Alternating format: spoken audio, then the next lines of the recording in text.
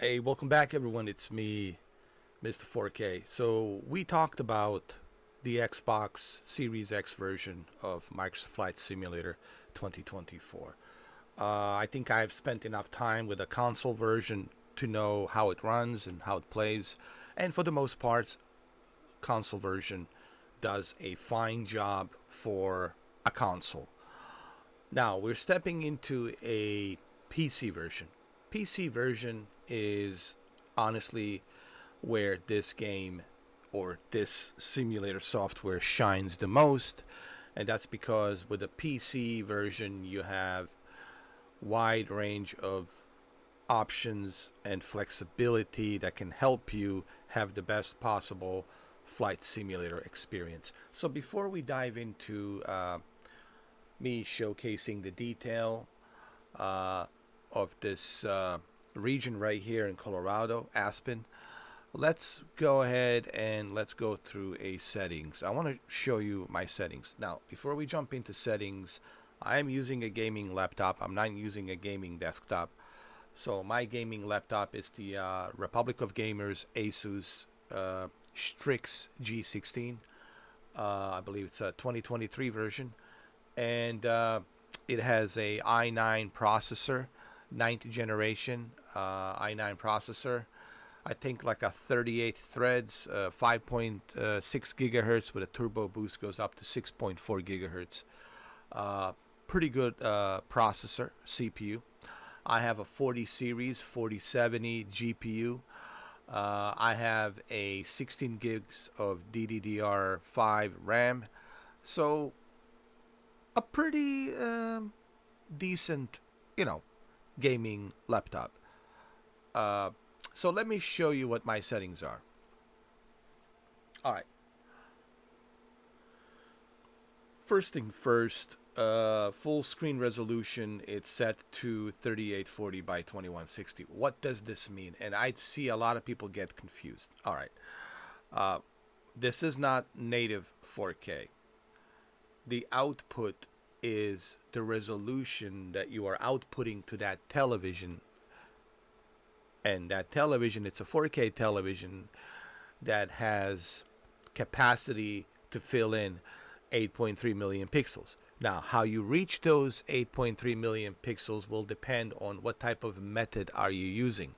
And the type of method we are using here is NVIDIA Deep Learning Super Sampling Resolution that's powered by artificial intelligence, which provides you the best possible frame rate at a maximum graphic settings. So in other words is we are reaching and scaling the pixels to reach 8.3 million pixels on this output of 4K by this deep learning super sampling technology that is going to scale and upscale, just like my name is upscale, uh, those pixels to reach that 4K resolution. You're still at 4K, but you're not native 4K. So I don't want people to get things twisted or confused, because I know people are still having a difficult time trying to understand what scaling is, upscaling, checkerboarding versus native 4K. So having the deep learning super sampling definitely helps on the PC end. It helps you to keep that consistent 60 frames per second with high detail of graphics. And this is a game changer, obviously, on the PC sides of things. Uh, and as you can see, I have selected mine at the balanced. So what does this mean? This means that we are getting a decent 1440p scaling to reach 4K. So balanced gives you a 1440p scale, the scale that will take that source of 1440p and will upscale that source of 1440p to 4K output, and you will have a nice, steady frame rate with a high detail. I'm explaining this so that way, for those of you who don't know what the whole purpose is of deep learning super sampling is, now you understand. This is the same technology that's being used on the PlayStation 5 Pro to give you that detail and to give you that consistent frame rate, right? I'm sure that a lot of you know, but again, there's always newcomers, there's always the new guys who don't know. So I'm speaking to those who don't know. I'm not speaking for those of you who already know this. Uh, Frame generation, it gives you a boost frame. This is only available in the 40 series, right? 40 series GPU. Uh, Me personally, I turned that off because for some reason my frame generation doesn't seems to be working properly. It's not optimized. It's glitching, so I turned that off. And this is only available on the 40 series GPU. AMD Fidelity Sharpening. This sharpens the image of scaling of the pixels. I keep it at the default. I don't mess much with this.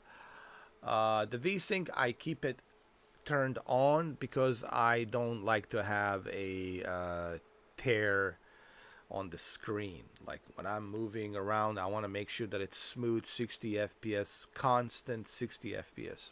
But if you want to reach a higher frame rate, then you have to turn the VSync off.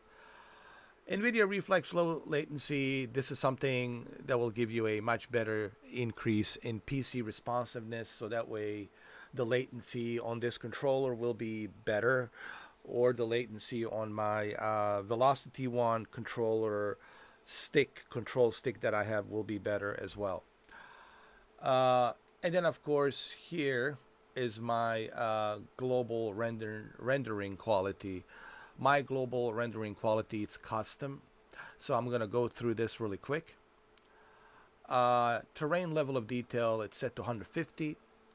Off-screen terrain pre-caching is set to ultra because I want to have that data when it's rendering the world to give me the best possible detail in geometry, in the terrain of the mountain ranges and the cities and all of that. So it's done more realistically. So it's set to the ultra, buildings set to high, trees set to high, plants set to high, which is vegetation, rocks set to high, grass set to high, object levels of detail set to 150, so that way when you get closer to these objects, it looks more detailed, especially when you're walking around, stepping out of the plane or helicopter. Volumetric cloud set to high, texture resolution set to high, anisotropic filtering set to 8 times, texture super sampling set to 6x6, and water waves, I keep it at medium because if you go above medium, then it becomes more, bottleneck for your PC. Everything else here, it's set to high, medium, ultra. Shadow maps, terrain shadows all set to default. Ray marked reflection set to high, light shaft set to high, depth of field set to medium, motion blur set to medium, characters quality set to ultra. I choose ultra because I want to see the detail of my characters in a best possible way. Traffic airport quality set to ultra, air traffic ultra, because all of this stuff, fauna, sea traffic, road traffic, because I want to have that best possible flying experience, So these are my settings, and I'm showing you these settings so that way you have a better understanding what I'm using and better understanding on what type of PC am I using this. So now that you know what type of PC I'm using and my specs, and now that you know what my settings are, so now you have a better understanding what the PC version can do. Now, the mileage will vary depending on what you have. Okay, so if you got more powerful PC rig, if you have more powerful CPU, more memory RAM, all of that stuff obviously will give you more options of flexibility. All right, so now that you know, let's go back and let's continue flying. As you can see here, my character detail set to ultra already looks great. You can see it right here.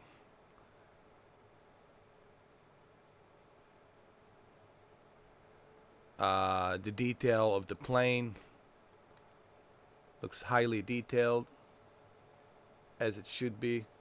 The terrain, it's also nicely detailed. The volumetric clouds over there are detailed as well.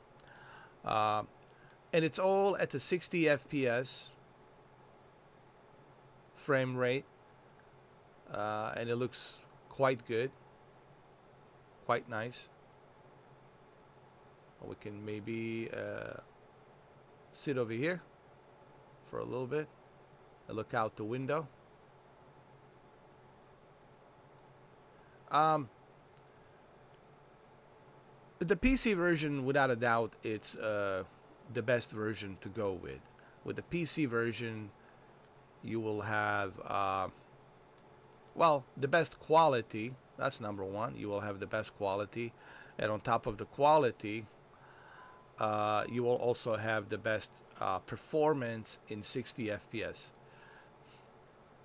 And again, the mileage will vary depending also on your internet and how well does your internet renders and connects to the server, and how well it keeps connected to the server to render the data.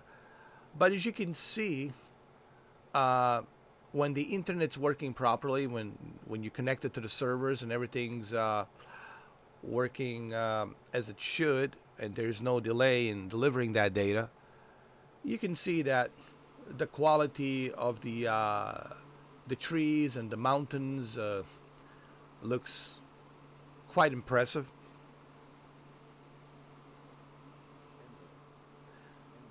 As you can see right here, we're gonna slow down a little bit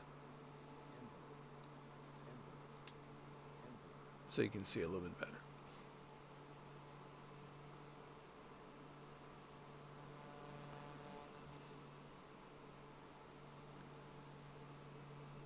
There's no question that PC version, it's always recommended, because you know this software started on PC. It's always been the PC. Even the Microsoft Flight Simulator 2020 first started on a PC back in August of 2020. Consoles, it's something that Asobo wanted to do to give everyone a chance to be able to experience this. For those of you who don't have money to purchase these high-end rigs, these high-end PCs. So, but switching back from the console to a PC, I can tell you that consoles are doing pretty darn good job, especially Xbox Series X. I was honestly surprised to see how well the consoles, in this case Xbox Series X and Series S, are handling this very demanding software.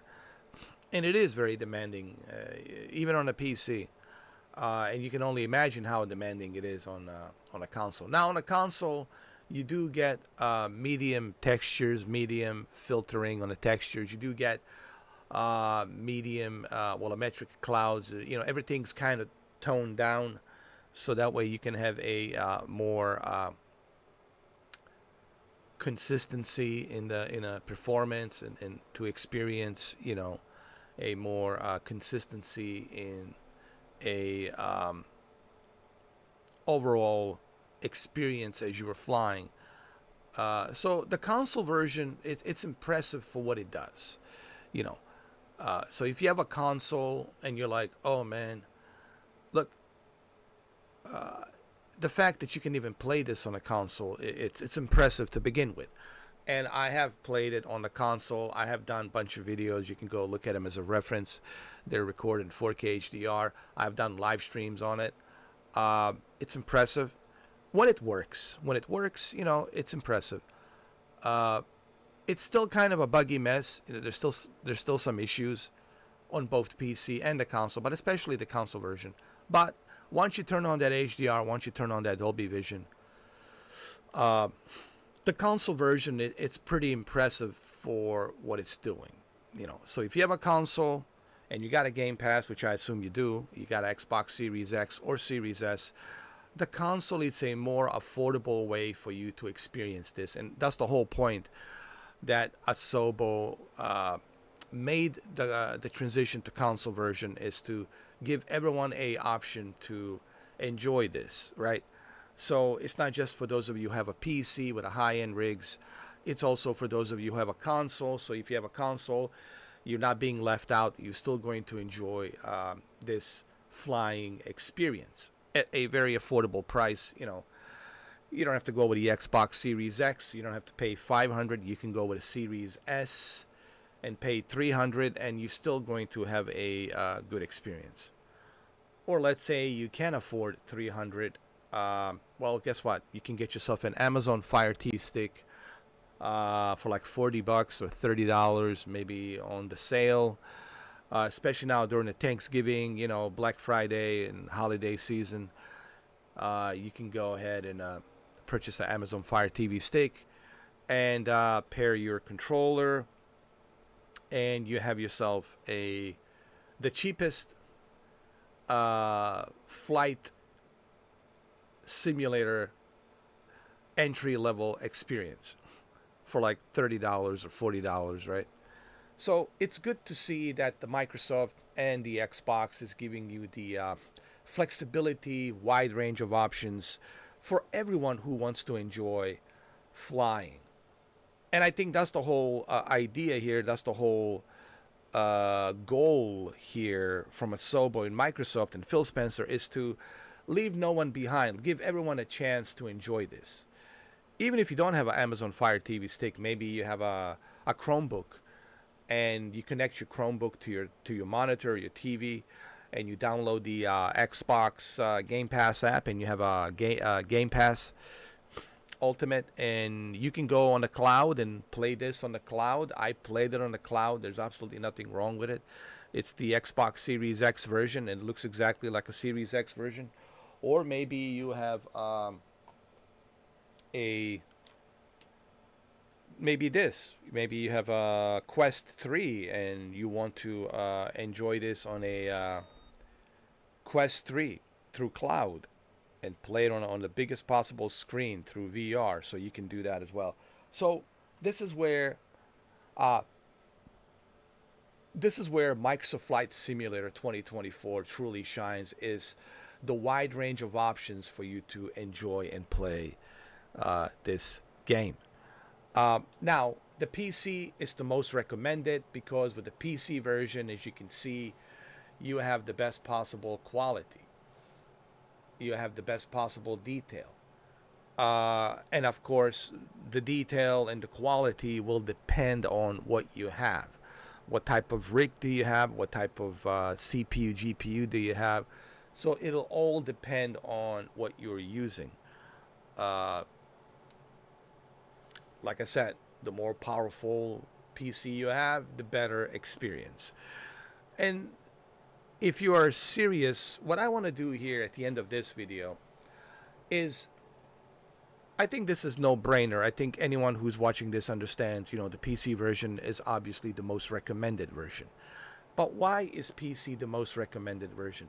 Because if you truly are serious about like playing only Microsoft Flight Simulator 2024, and you truly are serious and you have the financial means to do it, the PC obviously is the most recommended, because with the PC you have wide range of options, from the ultra wide screen, triple monitors, quadruple monitors, 4K, 8K, virtual reality, Pimax, or PlayStation VR 2 PC adapter. You can do it through that way, or you can use a Quest 3, the one that I have right here.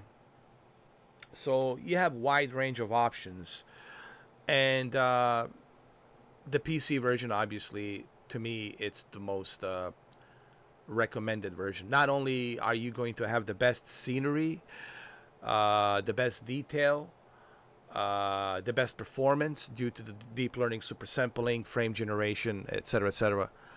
But at the same time, you get to enjoy that in VR. You get to enjoy that in the biggest possible triple screen. I've seen people connect 3 4K monitors and 42-inch with ridiculous resolution. And they get to enjoy the best possible detail. But that's for those of you who are high rollers and you have the money. So for those of you who want to do this as a hobby and take it seriously, uh, PC version obviously is the most recommended choice.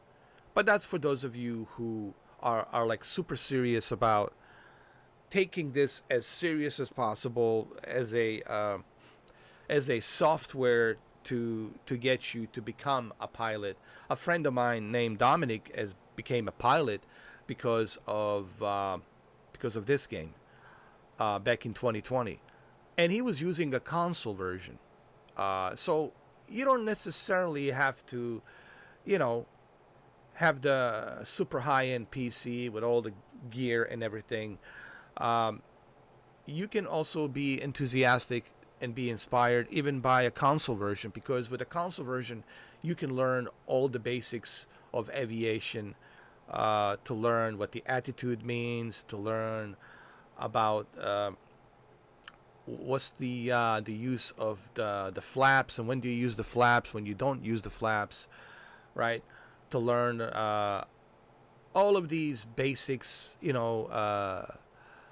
aviation terms that they use. It's just a basic knowledge of aviation, right? And you can do that with this game. Even C.W. Limon, who's a ex Air Force pilot, talked about this. Even he said you can look at this game as an arcade and treat it as an arcade. It's just something for fun. You have that option, or you could treat it as a real simulator and learn the basics and learn all the ins and outs of aviation, so that way you have a good grasp on what it takes to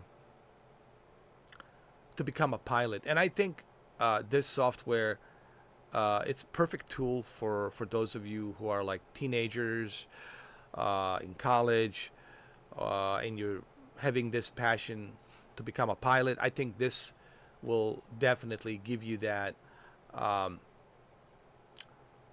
appetizer to learn about the avionics, to learn about the aviation. It will inspire you, and with the knowledge that you can gain from this software, you can use that knowledge and get your private license, pilot license, and then start from there. And next thing you know, a few years from now, you're a commercial pilot, right? So that's the beauty about this software, is that Microsoft is not forcing you to play this game a certain way. Unlike the X-Plane, right? The X-Plane from Laminar Research, which is Austin Mayer's X-Plane game software. It's realistic. It's very realistic. There's no question about it. The flight models, everything is very realistic. But you are only required to have a PC, and a very high-end PC. So you're kind of limited to where you can experience that software. You're only limited to PC, and I'm sorry, iMac, a powerful iMac, obviously with NVIDIA and i5, i7, i9 processor. So here, that's not the case. Here, you're not limited to just playing this on a computer. You have a variety of choices. Like I said, you can play it on a console, Series X, Series S. You can play it on Amazon Fire TV stick. You can play it on your Samsung TV. You can play it on your Chromebook. Just download the app, tablet, phone, right? I don't know why you would want to play this on a tablet or phone, but the point being is, Microsoft, it's giving you wide range of options on how you play this software, and that's great. I think that's what makes Game Pass unique, and I think that's what makes Game Pass to me a great value in terms of what you are getting, because of all of these options that you have available, and you're not limited, right?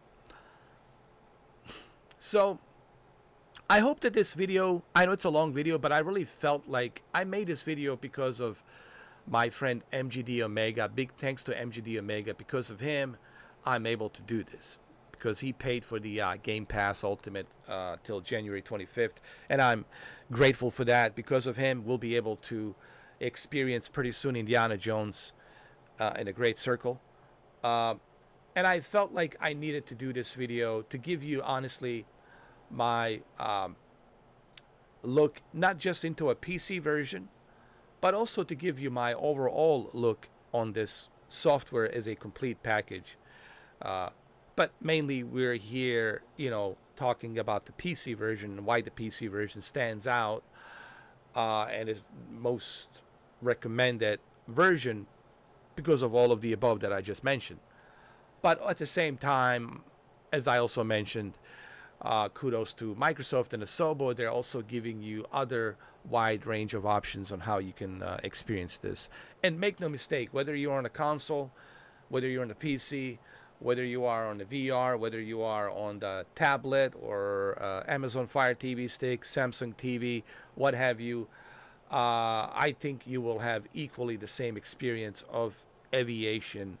And I think that's the whole purpose, the whole goal here is from Asobo and Microsoft to give everyone a chance who has a passion for learning to become a pilot or learning the traits of avionics.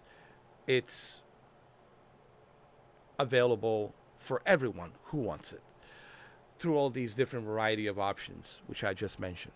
Well, there you have it. I'm sorry that the video is 26, 27 minutes, but I can't make a short video in just like shy of 10 minutes because if I do that, then I'm gonna miss out on the key important aspects of this video. So there you have it. I hope this video gives you a better idea of Microsoft Flight Simulator 2024. I think I covered a lot of things here on the PC version and the differences out there between a console, PC, and the cloud. So I hope that you enjoyed this video. And if you did like it, please give it a thumbs up and leave a comment. Let me know what you think. Thank you for watching, and I'll see you on the next video. Thank you.